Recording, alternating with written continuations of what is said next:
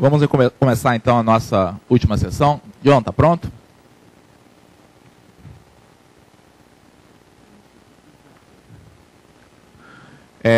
Uma coisa que eu tinha pensado em fazer quando terminou a última sessão é só enfatizar essa informação de que todo o material gravado das aulas que têm sido realizadas nesses cursos do Instituto do Milênio estão disponíveis na internet. Eu vou pedir para o Beauclerc dar uma olhadinha aí no site aí do Milênio. Então, o endereço de partida aí para o site do Milênio é milenio.impa.br.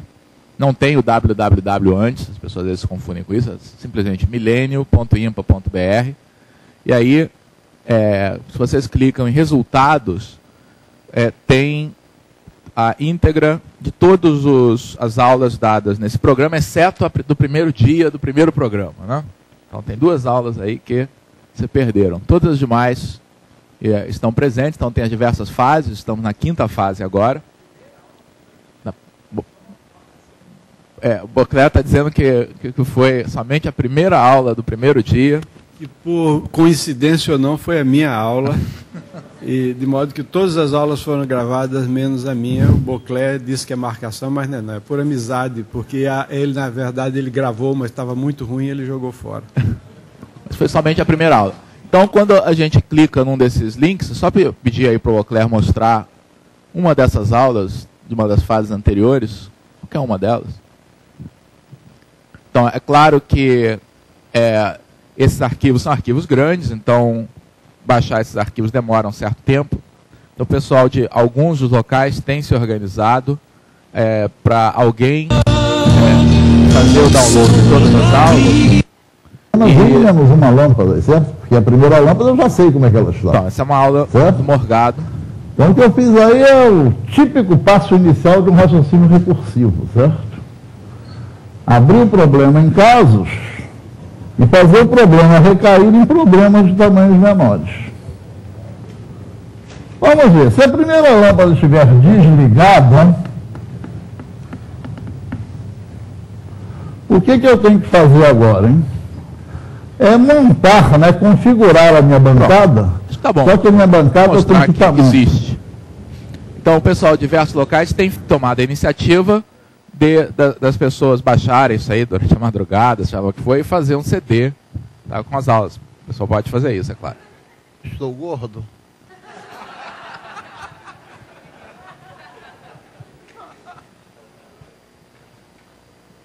Muito bem. Então, deixa eu aproveitar que eu estou com a palavra para comentar algumas das perguntas que foram feitas. Tem uma pergunta que eu não entendi exatamente o que ela... pergunta específica, mas vou fazer um comentário geral a respeito. Então, a pergunta, da maneira como foi anotada, em qual situação, quando se usa usar probabilidade, saber se deve usar princípio da contagem ou arranjo. Isso o Morgado já respondeu do ponto de vista da contagem, mas eu volto a dizer que é possível a gente desenvolver essa noção de probabilidade sem que necessariamente as situações de contagem sejam muito complicadas. Então, é interessante você fazer problemas com o aluno, especialmente quando está começando, em que você enfatize a noção de probabilidade sem que contagem necessariamente seja a dificuldade do problema. Esse é o caso, por exemplo, do problema que nós discutimos aqui longamente ontem à tarde, e tem uma pergunta aqui dos diversos locais, que é o famoso problema do bode. Tá? Então, o problema do bode não tem nada a ver com contagem, certo? Você não precisa saber absolutamente nada de combinatória. Você apenas precisa entender a situação, tá? E fazer um modelo adequado. O que mostra que muitas vezes a dificuldade está em construir o modelo, tá? E não em fazer contagem. Então, um comentário breve, a gente já discutiu isso aqui no Rio, mas eu vou dizer em rápidas palavras a minha solução para o problema do bode, e talvez o Morgado queira depois falar a solução dele. Então, a situação do bode, vocês devem ter discutido esse problema nas aulas de exercício, se refere a uma situação em um programa de jogos, em que há 3 portas, uma das quais tem um prêmio e 2 tem um bode. E o candidato, ele chega lá, escolhe uma porta que permanece fechada, e o apresentador, então, obrigatoriamente mostra a ele uma porta que contém um bode, tá? E pergunta se ele quer ou não trocar de porta. Tá? Então, a solução que eu acho mais simples de entender o problema, tá? E de explicar o problema é a seguinte. Tem 2 alternativas aí nesse jogo. Tá? Trocar de porta ou não trocar de porta. Nada que... Você sabe exatamente o que o apresentador vai fazer. Tá? Ele vai te apresentar uma porta, tá? Que tem um bode independente do que você tenha feito. Então, você não vai aprender nada do jogo durante a realização dele. Ou seja, você pode muito bem já ir de casa com uma estratégia montada. Então, antes de ir para o jogo, você vai no ônibus se perguntando, será que eu devo trocar de porta ou não devo trocar de porta? E qual é a situação? Se você for um cara decidido, desse que não troca a porta que você escolheu inicialmente, então, é claro que você vai ganhar o prêmio se você, na primeira vez, tiver apontado a porta correta. Então, se você não trocar de porta, a sua chance de ganhar é 1/3, porque o jogo terminou para você no momento em que você escolheu a porta. Você pode esquecer, fechar o olho, tá? Você vai ficar com aquela porta, a sua chance de ganhar é 1/3. Tá? Ora, depois que o apresentador abre a porta, obrigatoriamente tem a porta que você escolheu, tá? E uma delas é a porta com prêmio. Então você sabe que uma das 2 portas, ou a que você escolheu, tá? Ou a porta que você tem, tá?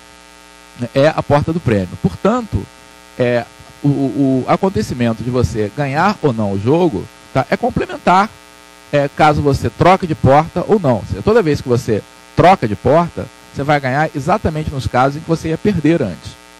Logo, na estratégia de trocar de porta, você vai ganhar em 2/3 das vezes, tá? Que mostra que é vantajoso. O grande problema que as pessoas têm com essa situação é que confundem a decisão que a gente tem com uma decisão diferente, que eu tenho 2 portas, uma das quais tem um prêmio, outra não tem. Então, qual é a probabilidade que eu tenho de escolher a porta certa? Meio. Então, tanto faz escolher uma porta ou outra. A maior parte das pessoas raciocina desse modo, tá? Tem a ideia de que é indiferente trocar de porta ou não. O que é diferente aí no problema? O que é diferente no problema é que esta seria a situação de alguém que chegasse no meio do jogo. Então, se você tem uma pessoa que cai de paraquedas, tá? Depois de ter de alguém ter apontado qual é a porta, tá? E do orientador ter aberto outra, é claro que essa pessoa, sem essa informação inicial, tem 50% de chance de ganhar escolhendo uma porta ou outra. Tá? Mas essa situação é diferente do sujeito que estava lá desde o início do jogo. Tá? Não sei se o Morgado quer acrescentar alguma coisa. O Elo falou que o Morgado não quer acrescentar alguma coisa. Bom,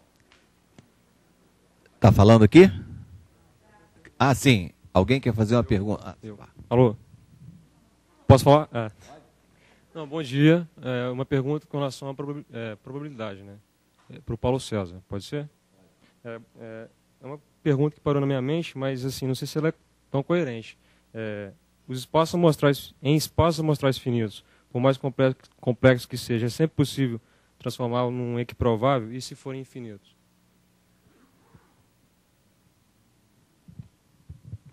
A resposta, não, pelo menos não de forma natural. O problema pode ter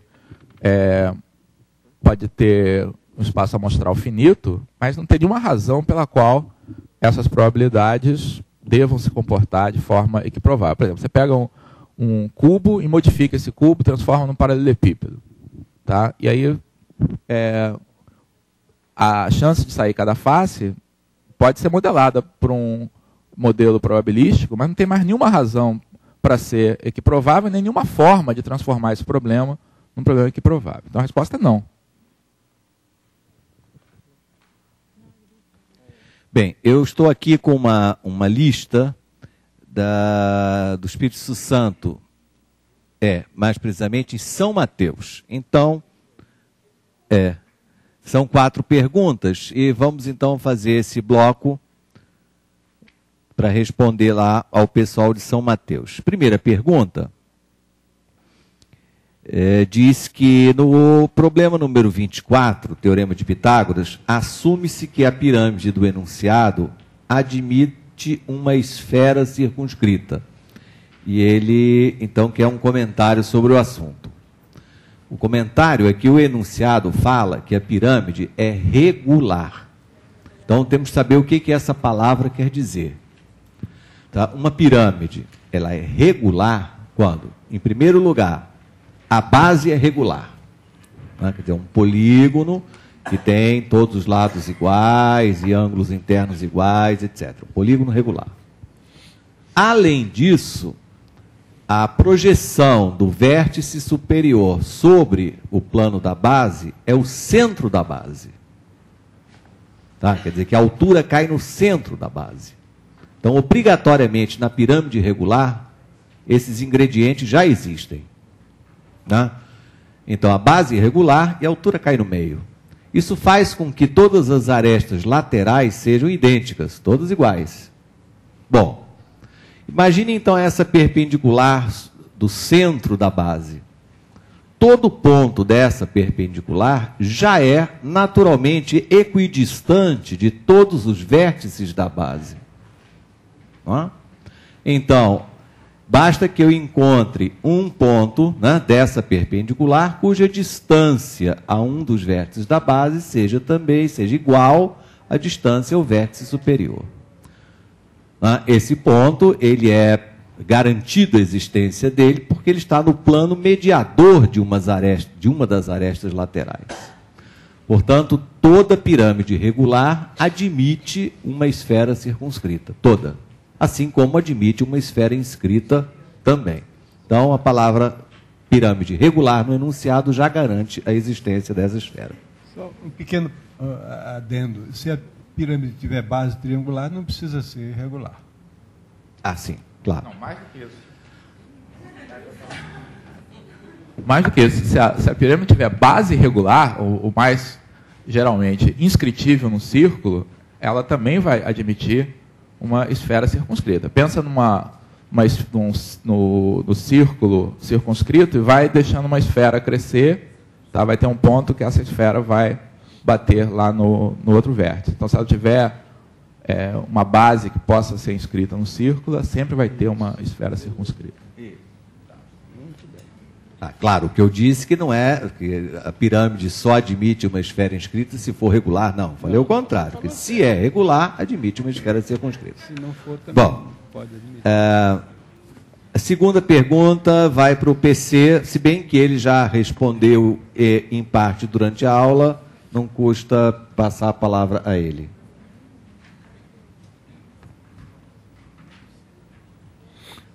No problema dos pontos, porque devemos considerar como justa a divisão inspirada pelas chances do que poderia ocorrer, caso o evento não se interrompesse, e, portanto, considerar injusta a baseada no que efetivamente ocorreu.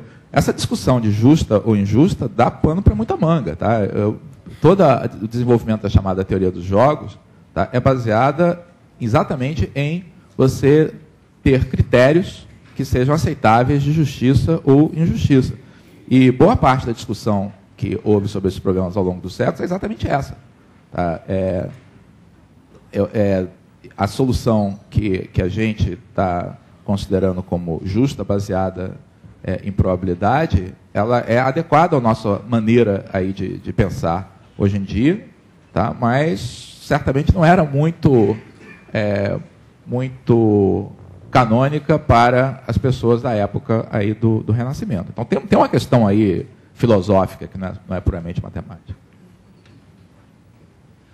A outra pergunta é para o Morgado, que diz assim: quando se anuncia numa pesquisa eleitoral, por exemplo, que o candidato A tem 40% de chance de vencer as eleições, com um erro percentual de 3 pontos, pode-se garantir que esse candidato obterá no mínimo 37% dos votos? O que realmente significa isso?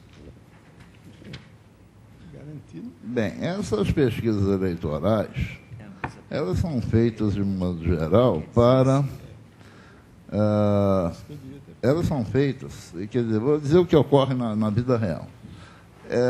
Na vida real, essas pesquisas no Brasil são feitas para assegurar uma margem de erro dessa ordem, realmente, de 2 pontos percentuais ou 3 pontos percentuais, de modo que, quando você diz que o candidato vai ter 40% dos votos, isso quer dizer que você acredita que ele vai ter entre 40% menos 3%, ou seja, 37%, e 40% mais 3%, 43%.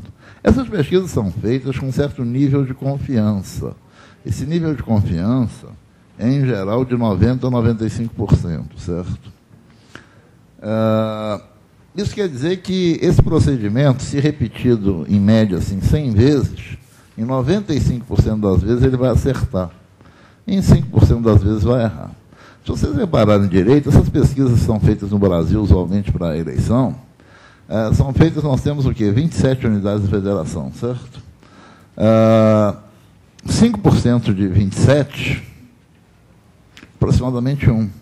Essas pesquisas, em geral, elas erram, né, em um estado, certo? O que é super nos conforme, né, do que foi planejado, certo? Dimensionam-se o tamanho da amostra que vai ser utilizada para que a margem de acerto, né, a confiança de acerto, seja 95%, ou seja, aproximadamente se erra em um estado em cada 27. Quando esse erro ocorre num estado, digamos assim, que não havia surpresas, quer dizer, o Instituto anunciou que um candidato ia ter 40% da votação, o outro ia ter 20%, quer dizer, é claro que esse candidato ia ganhar, certo? Aí acaba a eleição, o de 20 tira 28% dos votos. O de 40, né, tem 35% dos votos. Isso não marca na mídia a imagem do Instituto, porque o cara disse que tal candidato ia ganhar, ele ganhou, certo?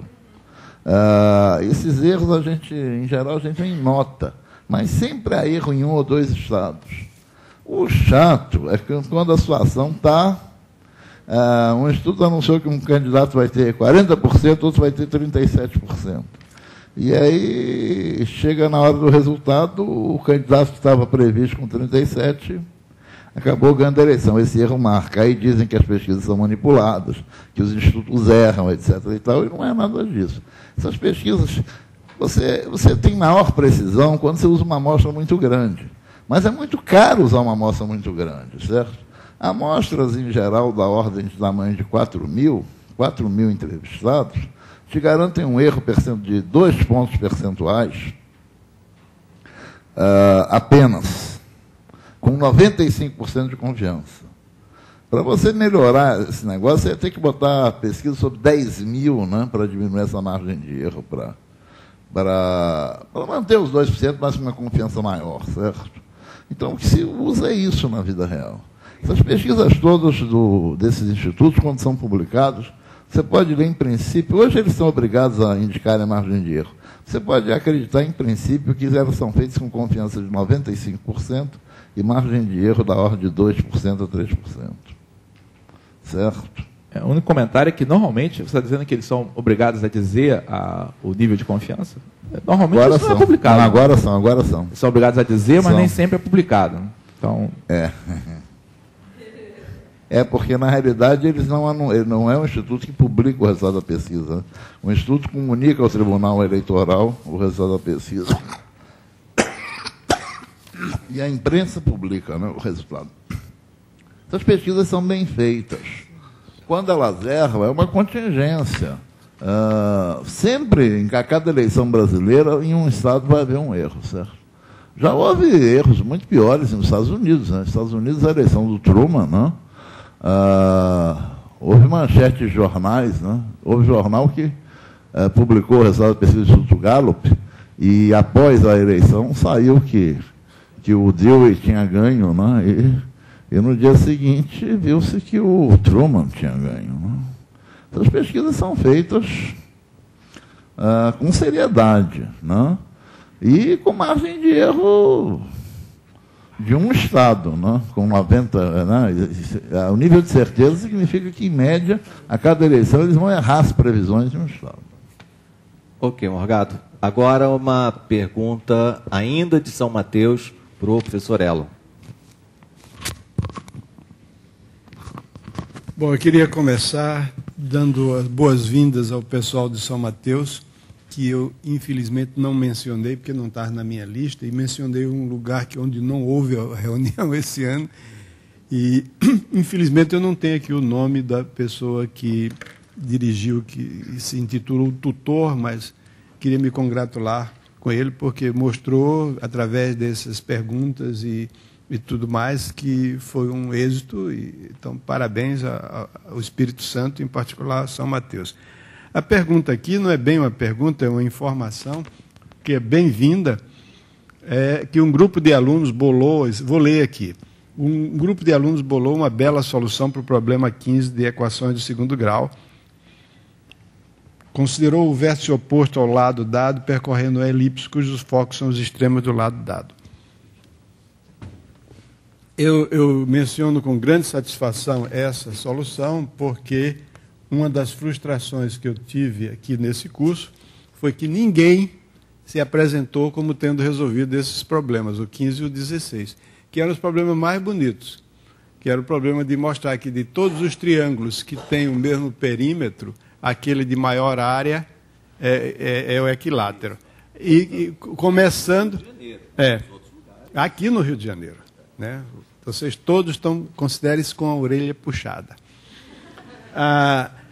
Inicia o problema com o caso do triângulo isósceles. Dado um triângulo cuja base é conhecida e o perímetro também é conhecido, mostrar que entre todos esses triângulos, aquele que tem a maior área é o isósceles. E, naturalmente, isso aí, para qualquer pessoa que pense no perímetro fixo, vai pensar naturalmente, sem que... Eu estou dizendo isso qualquer pessoa, mas não é verdade, porque qualquer pessoa, não. Eu não estou querendo tirar o mérito dos alunos lá de São Mateus. Se o perímetro é fixo, significa que essa parte aqui mais essa é uma soma constante. Se isso é uma soma constante, então quando eu faço esse ponto variar entre todos os pontos que têm essa propriedade, de que a soma das distâncias PA mais PB é constante, isso é uma elipse. Na verdade, e da elipse, aqui o que tem, todos esses triângulos têm a mesma base, então o que tem maior área, evidentemente, é aquele que tiver a maior altura. E o que tem a maior altura é o caso do triângulo isósceles. Na verdade, eu considero isso como uma excelente maneira de pensar no problema, mas não é bem uma solução para o problema, é uma interpretação do problema. A solução é pegar os dados e calcular, né, que foi o que está feito na lista de soluções, que é usar a fórmula. Que fórmula que eu vou usar? A fórmula da área do triângulo dada em função do comprimento dos lados, que é a fórmula chamada fórmula de Heron, né? Então, essa fórmula, uma vez que eu conheço a base e o perímetro, ela fica em função de uma só variável, e então eu aplico o máximo de problema do trinômio do segundo grau. E, como consequência, resulta uma bela demonstração de que, se um triângulo tem área, entre todos os triângulos, tem um que tem área, que todos os triângulos que têm o mesmo perímetro tem um de área máxima, esse triângulo de área máxima tem que ser equilátero. Não sei se vocês perceberam, provavelmente não, ou se alguém por aí pelo Brasil percebeu a sutileza do enunciado do problema. O enunciado do problema não diz que de todos os triângulos de mesmo perímetro, aquele que tem a maior área é o equilátero. Não. Diz o seguinte, se um triângulo, entre todos os triângulos que tem o mesmo perímetro, tiver um que tem a área máxima, ele é equilátero. É diferente. Na verdade, a primeira formulação seria correta, é verdadeira, mas você teria que provar que entre os triângulos de mesmo perímetro existe algum que tem a área máxima. Quando a gente vai resolver problemas de máximos e mínimos, a gente tem a obrigação de mostrar primeiro que existe o máximo ou existe o mínimo e depois provar que identificar qual é esse máximo e qual é o mínimo. No caso aí, você teria que usar um teorema de função de várias variáveis que diz que uma função contínua num conjunto compacto tem um ponto de máximo. E não tem cabimento isso. Não é isso? Ok.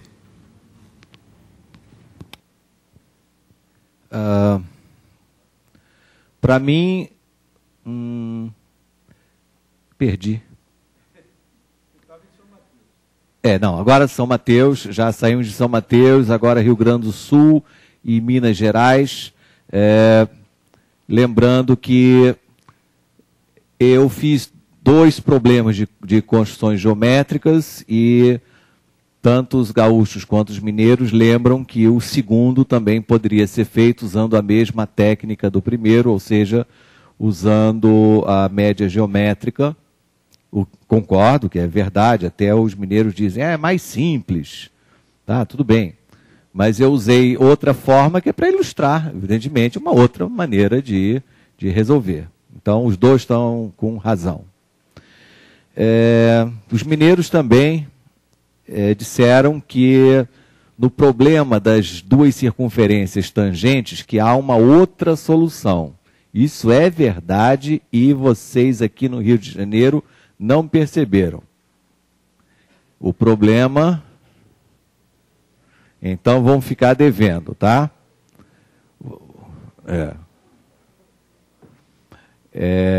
Calcular esse comprimento aqui, né? Isso aí vocês fizeram. E aí, eu pedia que raio tinha uma circunferência que era tangente, né, externamente a essas duas e tangente à reta também. E aí vocês me calcularam um raio dessa bolinha aqui. Perfeito. Pois é. Só que tem outra, né? Tem uma circunferência grandona aqui. Já perceberam? Tem uma circunferência grande aqui. Que também é tangente externamente as duas e tangente à reta também. Então, olha, dever de casa. Né? Achar o raio da grandona também. Perfeito. Então, os mineiros estão de parabéns. E eu posso fazer dizer uma palavra em defesa da minha turma? Sim. É que você, na hora, também não falou nessa circunferência grande.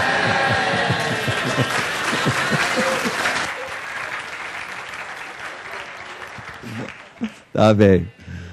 Ok. Ele já é vermelho por natureza, ele tá um pimentão. Então, tá certo. O que mais? Vocês acham que os cursos de licenciatura têm fornecido fundamentação necessária para que o professor explore a geometria e as construções com régua e compasso? A resposta é não, evidente, não é? Isso deveria realmente ser enfatizado, mas ainda não é. É uma informação de Pernambuco que diz que lá os professores que assumem a matéria de desenho geométrico são realmente os professores de matemática e não os de artes. Parabéns aí aos pernambucanos, porque não é não é isso que tem ocorrido em geral. Bem. Pergunta para o Morgado.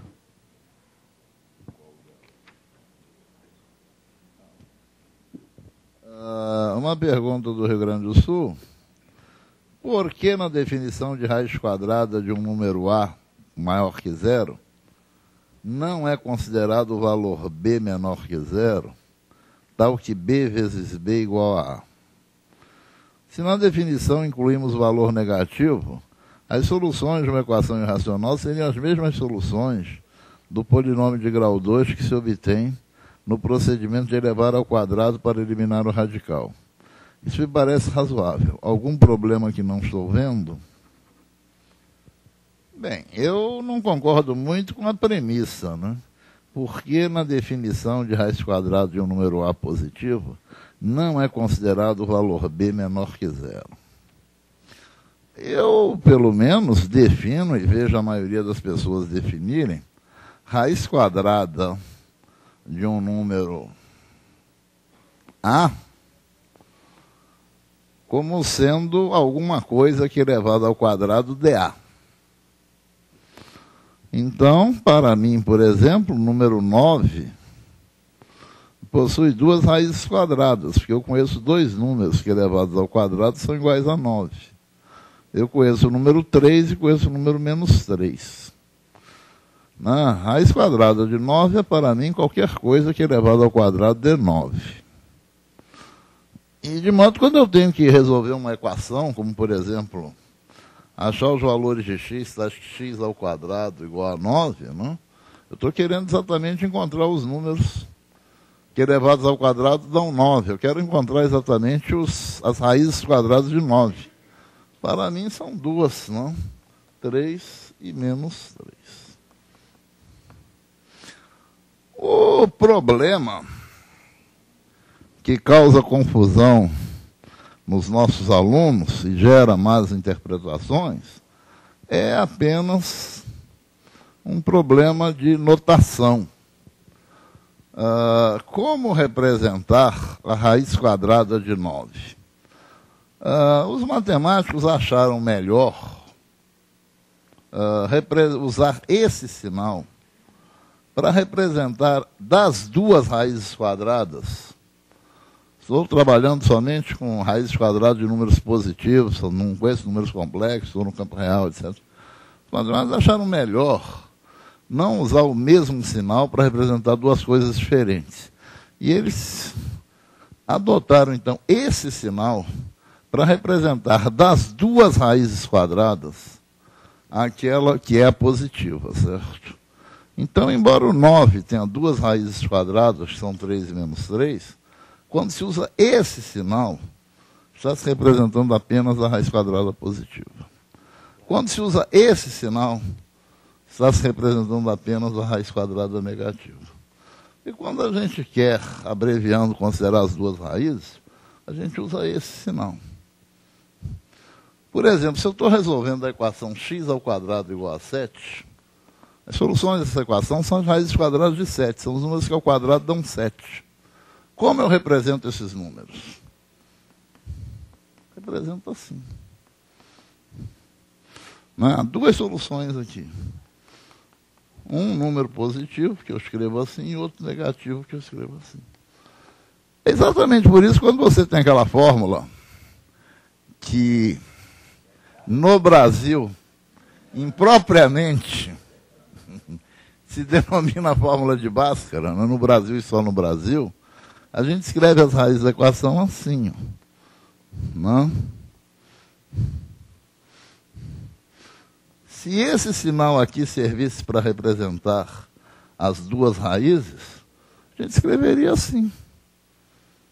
Esse sinal só representa a raiz positiva. Para representar as duas, a gente tem que usar esse símbolo. Isso aqui gera as confusões todas.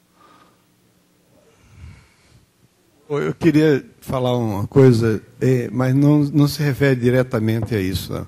É em defesa dos fracos e dos oprimidos. O Morgado insistentemente falou que no Brasil se fala a fórmula de Bhaskara, etc. Tal. Eu queria dar um exemplo.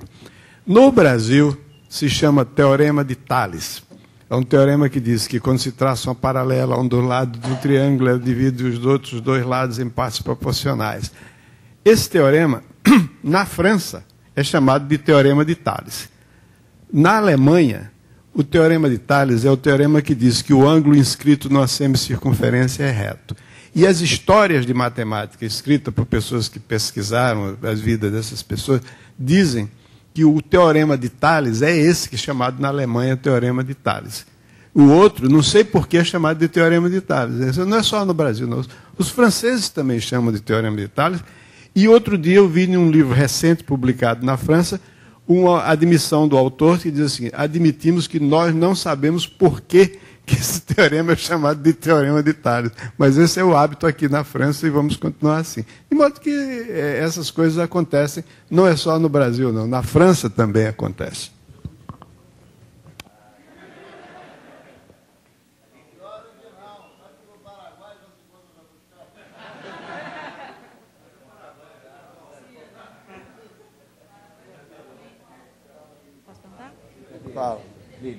Ainda dentro desse assunto da raiz quadrada, quando a gente chega no terceiro ano, ou no segundo, não sei, depende da escola, que a gente vai ensinar números complexos, a gente diz que um número complexo tem sempre duas raízes quadradas. Tá? E aí, se a gente está trabalhando com complexo, a raiz quadrada de 9 vai ser mais ou menos 3. Certo. E trabalhando com reais também, a raiz quadrada de 9 é mais ou menos. Não, mas na oitava série a gente dá uma ênfase enorme de que a raiz de 9 é 3. Não. Eu acho que essa ênfase aí está uma ênfase mal dada. A gente deve dar ênfase que o 9 tem duas raízes quadradas, que são mais 3 e menos 3. Quando ele, no meio de um problema, resolvendo um negócio, ele precisa tirar a raiz quadrada, ele tem que considerar as duas, etc. e tal. Agora, ao mesmo tempo, você deve advertir que este sinal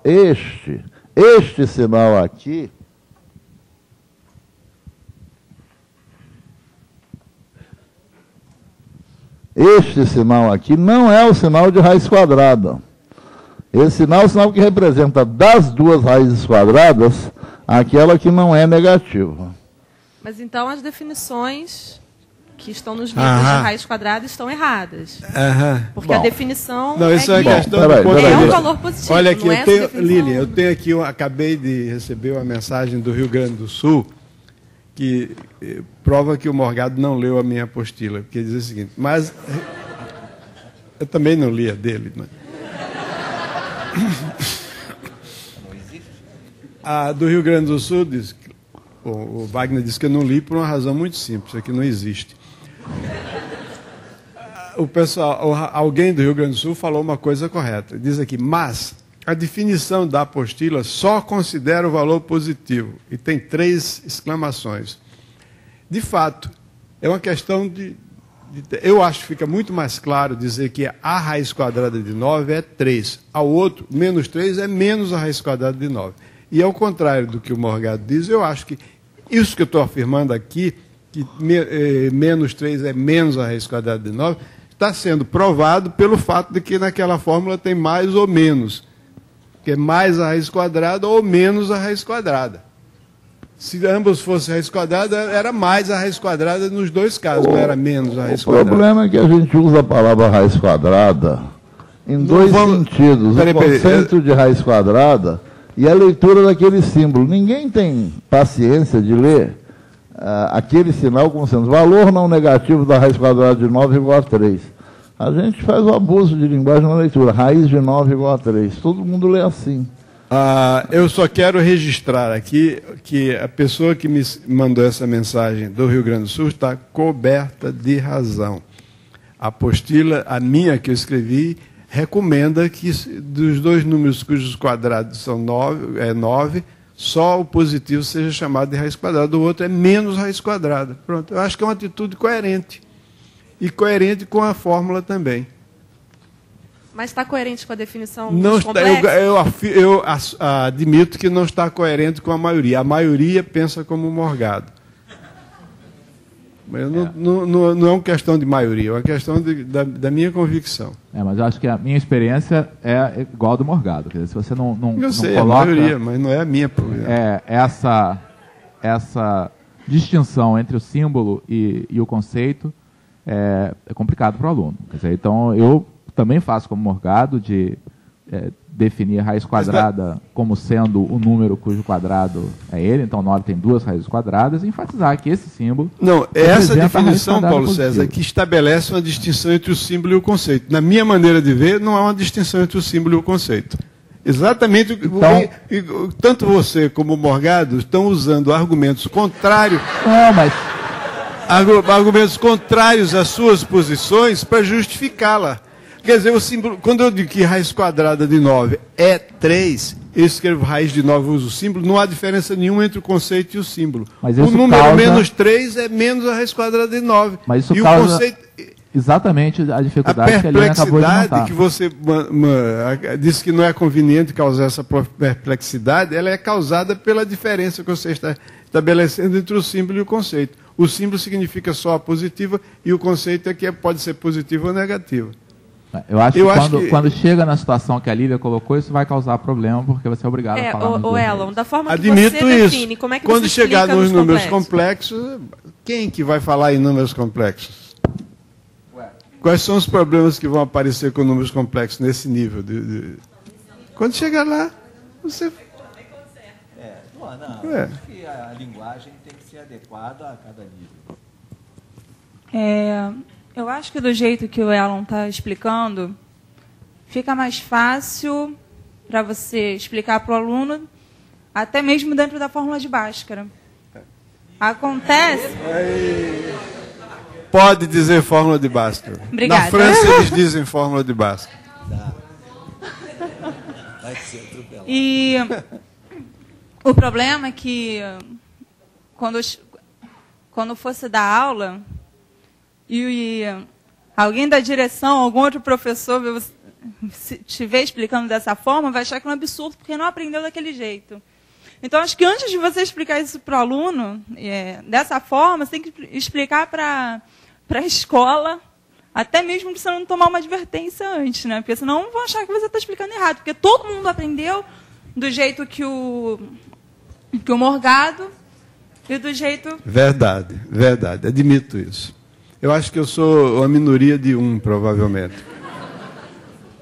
Eu estou acostumado a ser minoria de um, não faz mal. Tem mais aí, hein? Tem aqui, tem lá. Pergunta aqui é a seguinte: onde conseguir os livros da coleção do professor de matemática, pois não conseguimos encontrar na livraria? Bom, essa pergunta deve ser encaminhada à Sociedade Brasileira de Matemática. A Sociedade Brasileira de Matemática não põe os livros na livraria para vender. Ela vende através dos seus representantes nos estados. Esses representantes existem em universidades. Realmente uma coisa restrita, mas você pode encomendar esses livros via internet. Eu acho que agora está vendendo pelo próprio site da SBM. É possível comprar. O site é www.sbm.org.br. A outra pergunta é que não foi discutido no curso, mas sobre o ensino de álgebra linear no ensino médio, como vocês recomendariam que pontos pode substituir? Bom, o que acontece é o seguinte: esse problema não tem nada a ver com o nosso curso, mas é um problema geral, né? A álgebra linear no ensino médio é ensinado no segundo ano. E é ensinado em 3 partes: matrizes, sistemas lineares e determinantes. E, sem exceção, talvez uma única exceção de um livro que apareceu recentemente, baseado nos nossos livros, isso é feito de uma maneira muito má, porque os assuntos são apresentados de forma isolada, sem conexão com o outro, e quando tentam fazer uma conexão, estabelecem a conexão equivocada. Por exemplo, a conexão entre determinantes e sistemas lineares é feita assim: os determinantes são usados para resolver sistema, e tem dito que é o melhor modo de resolver sistema, etc. Eu aconselho as pessoas que estão interessadas nesse assunto, o ensino de álgebra linear, 2 livros. Um é um livro que se chama Exames de Textos. É um livro que está esgotado, mas está no site do INPA, né? Todo o livro. É um livro que contém uma análise cuidadosa de todas as coleções, das 12 principais coleções de livro de texto para o ensino médio. E outro, aí está exaustivamente discutido essa questão. E o outro são os livros da matemática do ensino médio, volume 1, 2 e 3. Né? Principalmente o volume 3. Tem uma pergunta aqui sobre geometria analítica, que é o seguinte: eu acho que geometria analítica devia ser ensinada no ensino médio também em 3 dimensões. É mais fácil a geometria analítica em 3 dimensões é mais fácil do que a geometria espacial. Não que eu seja contra o ensino da geometria espacial, mas a geometria analítica a 3 dimensões é mais fácil do que a geometria espacial que é a geometria de 3 dimensões. E essa geometria analítica a 3 dimensões facilita enormemente o entendimento de sistema de equações, de 3 equações com 3 incógnitas. Tá, eu já vou passar a palavra a você. Que benefícios o Cabri traz para o ensino de geometria? Resposta: imensos. Os programas de geometria dinâmica permitem que o aluno, através das experiências, faça conjecturas de tal propriedade para que depois ele a demonstre. Se vocês imaginarem, por exemplo, 3 pontos A, B e C sobre uma circunferência, mantendo os pontos B e C fixos e fazendo que o ponto A, né, se mova sobre o arco, ele pode, com o Cabri, pedir a medida do ângulo BAC e verificar que esse valor, por exemplo, ele não muda quando o ponto A percorre o arco da circunferência.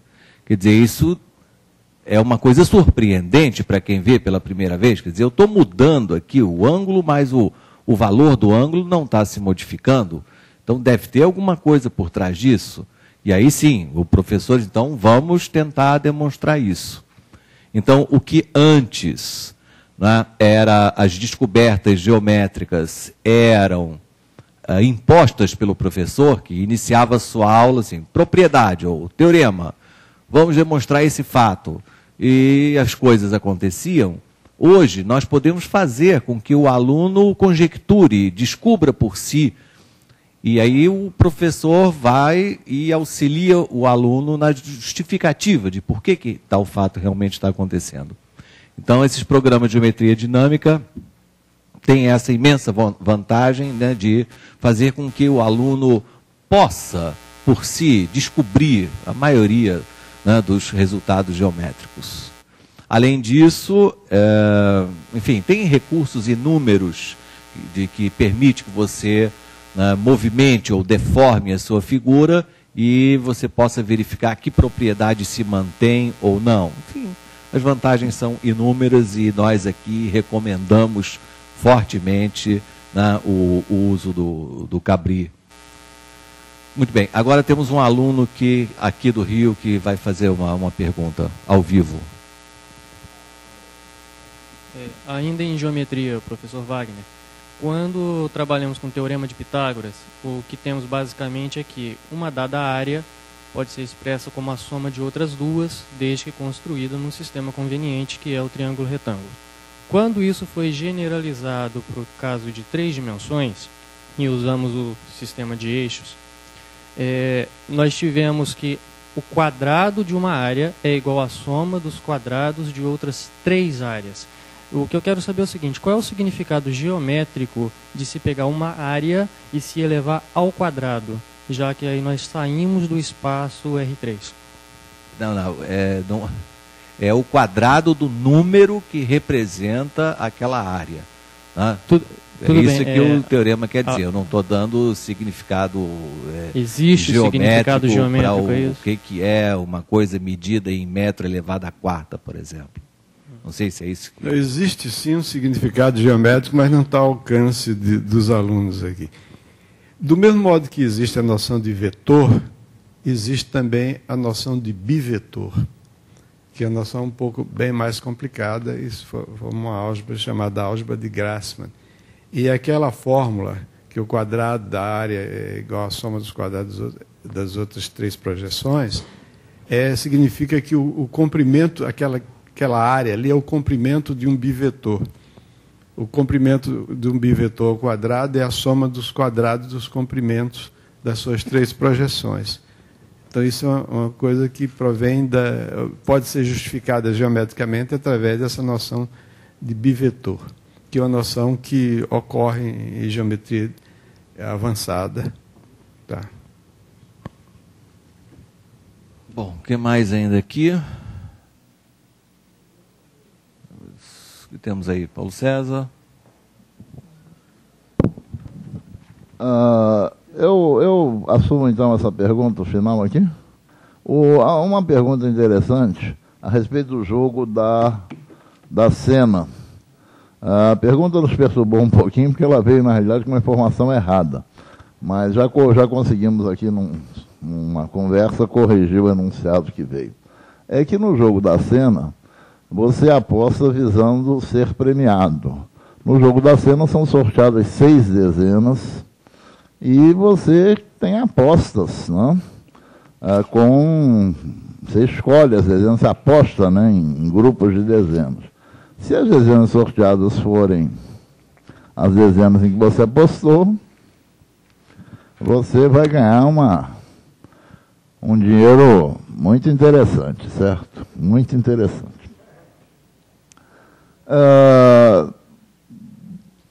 Quando você aposta num cartão de apenas 6 dezenas, você pagava até pouco tempo, eu creio que houve um aumento, ou vai haver, você pagava R$1 pela aposta. Quando você apostava em 7 dezenas, portanto, você seria premiado, se fossem sorteadas 6 das 7 dezenas em que você apostou, você pagava R$7. Quando você apostava em 8 dezenas, e portanto seria premiado se fossem sorteadas 6 dezenas dentre as 8 em que você apostou, você pagava R$28. E até deram um exemplo que se você apostasse em 15 dezenas, você pagaria, se eu não me engano, R$5.005, algo desse tipo. E perguntam qual é a relação entre o valor gasto e a probabilidade de ganhar. Até para ver se tem alguma vantagem ou não de comprar um cartão com mais dezenas. A probabilidade de você ganhar é proporcional exatamente ao seu investimento, ao que você pagou na aposta, certo? A explicação é muito simples. Essa tabela é feita de que maneira? Quando você aposta 6 dezenas, em 6 dezenas você aposta padrão, você paga R$1. Quando você aposta em 7 dezenas, 7, primeira, segunda, terceira, sétima. Na realidade, isso tem o mesmo efeito que você está apostando com 7 cartões de R$1. Porque quantos são os gabaritos da loteria, os gabaritos da Sena, que lhe dariam a vitória?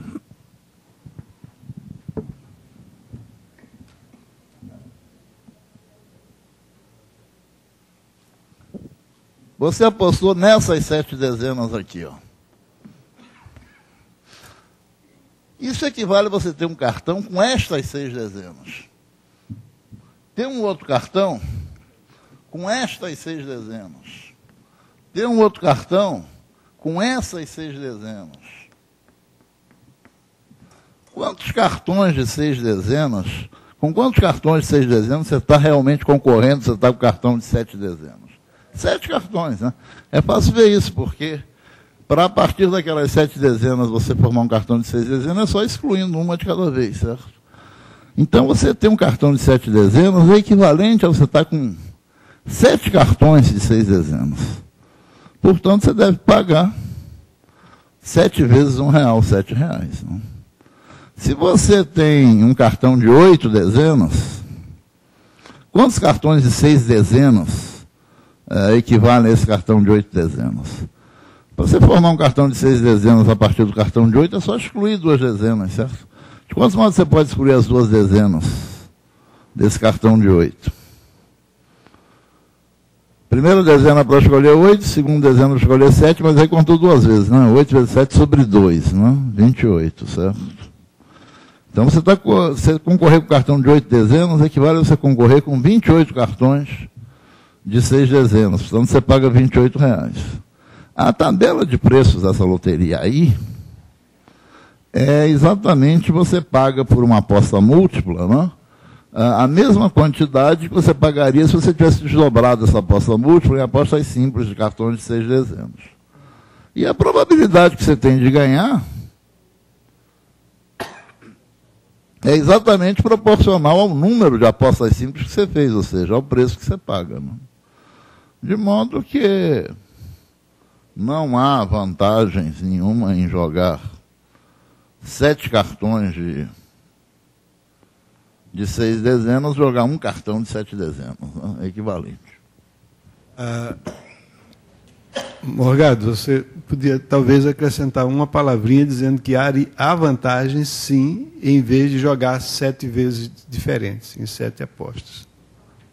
É uma pequena vantagem você jogar 7 apostas num dia sobre a outra possibilidade, que é jogar 7 dias diferentes uma aposta, cada dia uma aposta. Não, mas tem a ver, claro que é outro problema.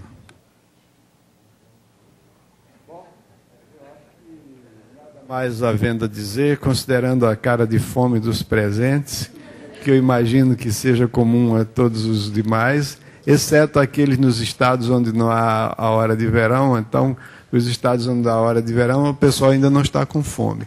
Aqui é meio-dia, então panela no fogo, barriga vazia. Agradeço a presença de todos e agradeço também a todas as pessoas que nos estão assistindo nos outros pontos aqui do país.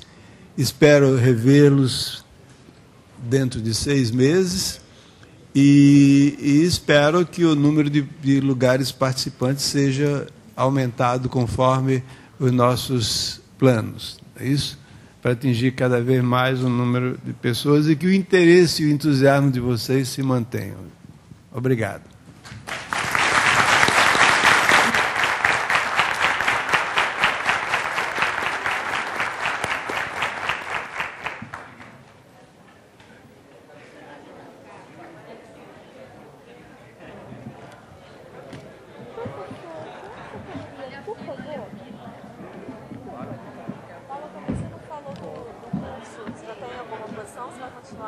Você não lembrou? Esqueci também. Silvana.